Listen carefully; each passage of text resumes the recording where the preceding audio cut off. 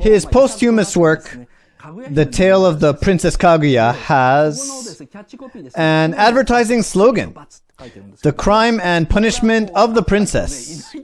I think a lot of people don't understand this. Originally, Takahata wanted to start the film on the surface of the moon. Kaguya's father, the king of the moon, says to Kaguya, "You have committed a crime. As punishment, I will send you to Earth." Kaguya, so excited about going to Earth, is not listening at all. That was his original idea. Where is it?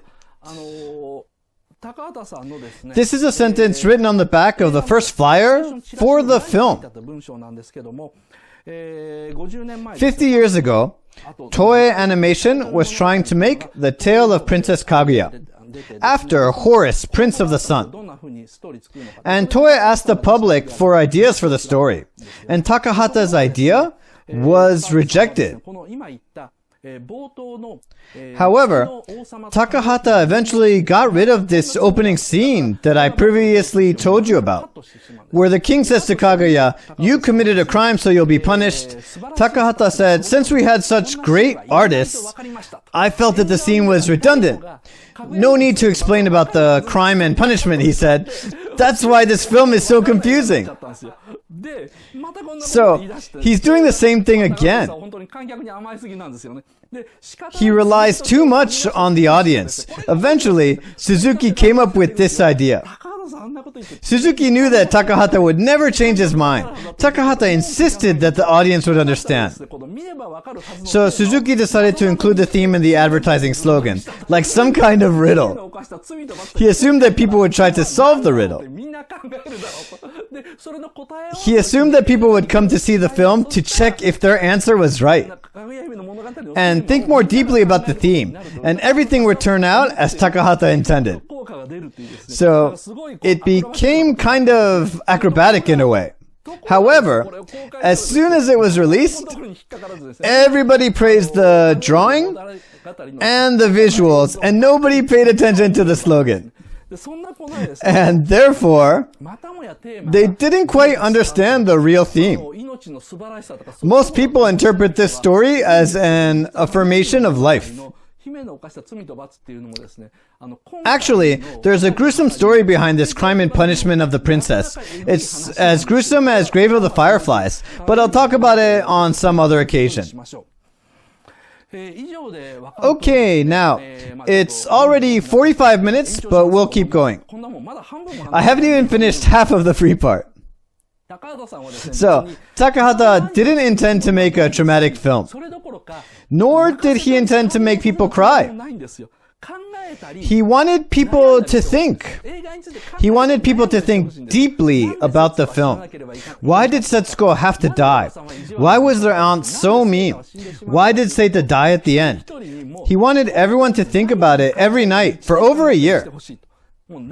Instead of crying and not thinking and feeling sorry for the character, or instead of changing the channel, that's why he used so much energy to make animes. For Takahata, that's what literature means. So he's too reliant on the audience. He's a bit conceited to expect people to think about his film for years. He believes that his work is worth thinking about. But animators such as Mamoru Oshii and Hideaki Anno are 100 times better at doing this, although Takahata's work is 100 times deeper. The works of Oshii and Anno are more for middle school students to think about.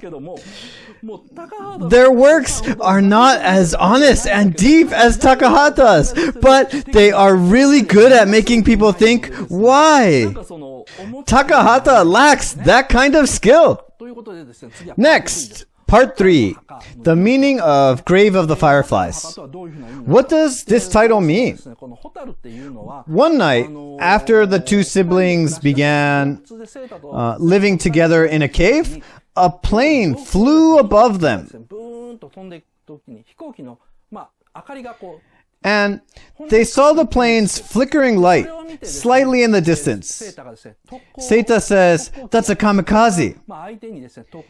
He says that it is a plane for suicide missions. But then Setsuko says, "It looks like a firefly." In this piece, the firefly is represented as a creature that releases light right before their death. Seita goes and captures about 100 fireflies and releases them in the mosquito net, just to make her happy. After he releases the fireflies, there's this long shot, and it is so sly. So there they are in the cave, surrounded by fireflies, and this pole's beam is diagonal, that it looks like a photo of the deceased. Like the photo frame that we use in funerals. So they use this kind of effect that implies death in every scene where the light of the fireflies appears. In this scene, Seita recalls the fleet review his father attended. The fleet review where the Japanese Navy shows off their own fleets. He recalls that event. The combined fleet named Maya, which is covered by light in the film, had in fact already sunk a year before. Everything that shines in this film is dead. Kamikaze, fireflies, combined fleets, they are all destined to die. They are depicted as something beautiful that shines. And the scene continues till the next morning. Oh, it's upside down. Next morning, when Seita asks, "What are you doing?" Setsuko answers, "I'm making a grave. Mom is in the grave. Auntie told me that she's dead and she's in the grave." Seita starts to cry like a baby.